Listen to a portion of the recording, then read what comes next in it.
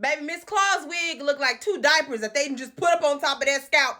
But hey, it was the 70s. It has come to my attention that people have never heard of Rankin Bass Productions and do not know why we associate it with Christmas. Now, baby, I'm not an educator, but I am here to school y'all, and I'm going to do it by breaking down the infamous Year Without a Santa Claus. Now, before we get into it, I want to highlight that the animation style Rankin Bass Productions uses is stop motion. So that's similar to Nightmare Before Christmas, Coraline, etc., etc. But since this film was done in the 70s, everything is super choppy. Very stop, very motion.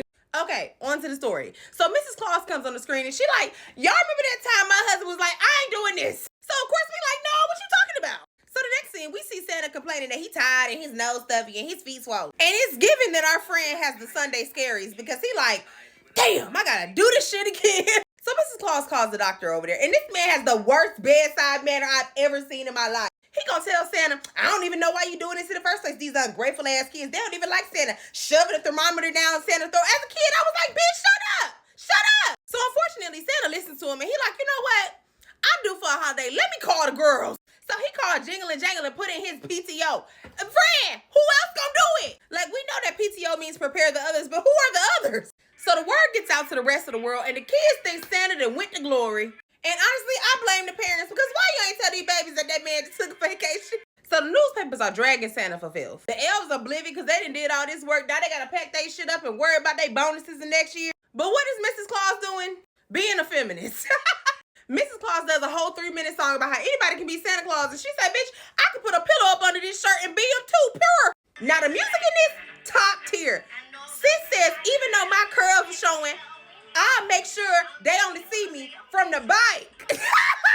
I know that's right. And while she over there fantasizing, his lead elves Jingle and Jangle come over there to the house. So they ask her, what should we do? Because this is crazy. She like, all right, go into the city and see if you can find something that can convince Santa that he should do Christmas. Find some goodwill. Find somebody that has some good Christmas spirit. They like, all right, bet. How we get there? So Mrs. Claus is like, Vixen knows the route. You can take her. And even as a kid, I said, why would they get on top of that reindeer? Like, did y'all see them knees buckling? So Miss Claus go back into the house looking guilty. And Santa like, what you done did? She like, nah, ain't nothing. So Santa like, spill it. She like, well, I sent Jingle and Jangling out there. They just trying to help though. He like, who they go with? He like, Vixen? What you mean you sent Vixen? Child, Santa put that coat on so fast. He's like, because if I don't go, he might as well, Snow Miser's gonna get him. Miss Claus talking about, wait, I forgot all about that. What you mean you forgot, girl? Into my favorite characters, Snow Miser, who has a shocking resemblance to John Kerry, and Heat Miser. And they do exactly what you think they do. Snow Miser controls all the cold weather patterns, and Heat Miser controls all the hot weather patterns. And the reason Santa was worried is exactly what happened. Vixen flies right in between the two of them, and the elves fall. But mid-fall, Vixen is able to get them. And they realize they are flying over a place called Southtown, USA. And this is when Make That Magic the elf would have had to quit her job and say, y'all got me fucked up. Absolutely not. There is no place named Southtown, USA that I belong in. And what's even more ironic is that the second they land, they get pulled over by a damn police officer and he write them up for riding a vixen, because he don't know what that is, and for wearing funny clothes on a Sunday. So they end up putting 2 socks on Vixen's head so that she look like a dog. Now, Santa also arrives around this time. He asks the police officer, have you seen these guys in these like red outfits? The police officer is like, yeah, I seen them. I gave them a ticket for looking weird. Meanwhile, these fools have run into an elder Karen who has chased them away. And as they're hiding from this lady, they realize that Vixen is overheating because, quite frankly, the girl has never been out of the North Pole. So she's literally like, what is this heat? But they continue on with their mission and they start to talk to kids. So the kids are like, nah, we don't believe in Santa Claus. And Jingle and Jangle are like, damn, I guess Santa was right. But then the kids are like, you got bigger problems than us, though. And they turn around and show that Vixen has been taken by the damn dog catcher. So while they're running after her, one of the kids that they were talking to goes home.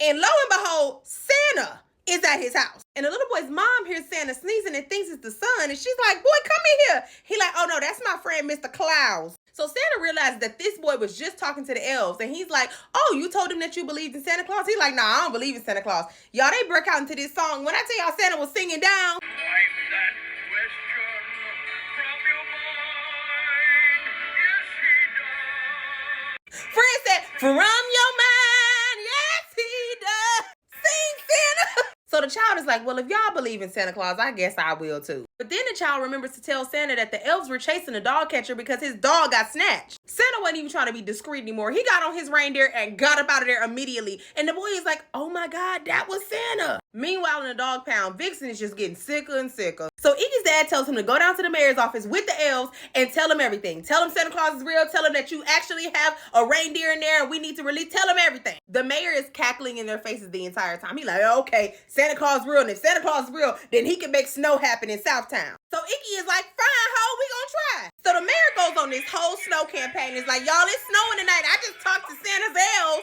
And he tells everybody in the town. So Santa gets Vixen out of the dog pound and takes her home. So the elves decide to call Mrs. Claus for help. And they like, yo, can you take us to Snow Miser's house? Because we need snow in the South. Enter my favorite song in the Rankin Bass catalog.